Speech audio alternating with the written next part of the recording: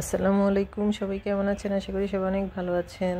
আজকে বাজার করেছিল, তো বাজার থেকে পাবদা মাছ এনেছে, তারপরে এরপরে এনেছিল শসা।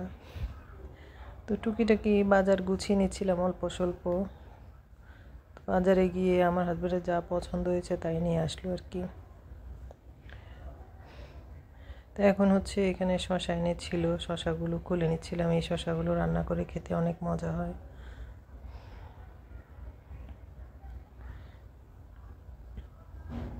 এই তো সব কিছু বের করে নিলাম, এখন রান্নায় চলে যাব। এইখানে মুরগির মাংস কেটে ধুয়ে পরিষ্কার করে নিয়েছি, করলা ভাজি করব, তারপরে হচ্ছে শসা রান্না করব চিংড়ি মাছ দিয়ে, তারপরে আলু কেটেছি।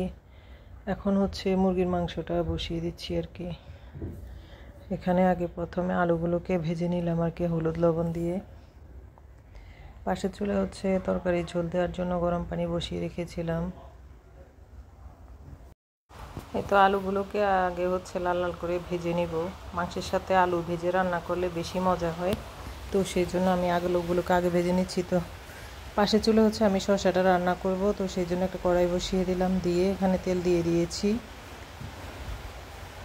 তারপর হচ্ছে পাশের চুলার তেল গরম হতে হতে এখানে আলু ভেজে তুলে তারপরে এখানে মাংসগুলোও ভেজে নিচ্ছিলাম। দুই চুলায় দুটো তরকারি বসিয়েছি যাতে করে তাড়াতাড়ি হয়।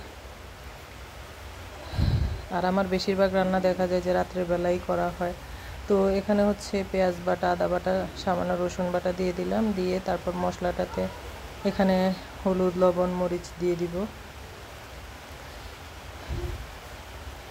দিয়ে মশলাটাকে ভালো করে কষাবো। কষানোর পর হচ্ছে শসাগুলো দিয়ে দিব, চিংড়ি মাছ দিয়ে দিব। এতে চিংড়ি মাছ দিয়ে দিলাম, চিংড়ি মাছগুলোকে দিয়ে তারপর একটু কষিয়ে তারপর হচ্ছে শসা দিয়ে দিচ্ছি। শসাগুলোকে আমি কিউব করে কেটে নিয়েছি, এখানে একটা শসা দিয়েছি।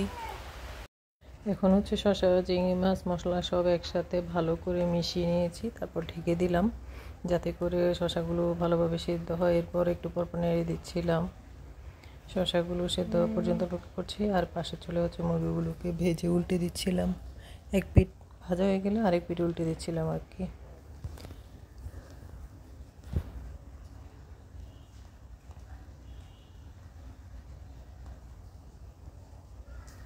এইভাবে চিংড়ি মাছ দিয়ে শসা রান্না করলে কিন্তু অনেক মজা হয়। এই শসা তরকারিটা অনেক মজা হয়েছিল এবং খালি খেতেই ইচ্ছা করে তরকারিটা। তো এখানে ঝোল দিয়ে দিয়েছিলাম, তো সেই সাথে দেখা যায় যে আমার তরকারিটাও প্রায় কমপ্লিট হয়ে আসছে। তো মুরগির মাংসগুলো আমি তরকারিটা কিন্তু নামিয়ে নিয়েছি। তারপর হচ্ছে মুরগির মাংসের জন্য এখানে ঝোল গরম পানি বসিয়ে দিয়েছি আবার ঝোলের জন্য। তো এখানে হচ্ছে পাশের চুলায় আমি মেথি দিয়ে দিয়েছি, এখানে মাংসটা রান্না করব সেই জন্য। আর এই যে মুরগির মাংসটাও আমি পেঁয়াজ বাটা দিয়ে রান্না করব। পেঁয়াজ বাটা দিয়ে রান্না করলে মাংস মাছ অনেক মজা হয়, ঝোলটা ঘন হয়। তো এখানে আমি 3 টেবিল চামচের মতো পেঁয়াজ বাটা দিয়ে দিলাম, দিয়ে এখানে আদা রসুন বাটাও দিয়ে দিলাম।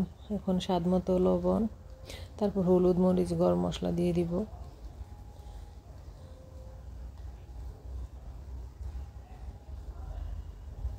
এখন মশলাটাকে ভালো করে কষাবো, কষিয়ে তারপর হচ্ছে ভাজা আলু এবং মাংস একসাথে দিয়ে দিব। যেহেতু ব্রয়লার মুরগি, তো সব কিছু সিদ্ধ হয়ে গিয়েছে ভাজার মধ্যে, সেই জন্য আমি আলু এবং মাংসগুলো একসাথে দিয়ে দিলাম, দিয়ে একসাথে মিক্স করে নিলাম। এই তো আমার মাংসটা রান্না হচ্ছে আর এদিকে শসা রান্নাও রেডি।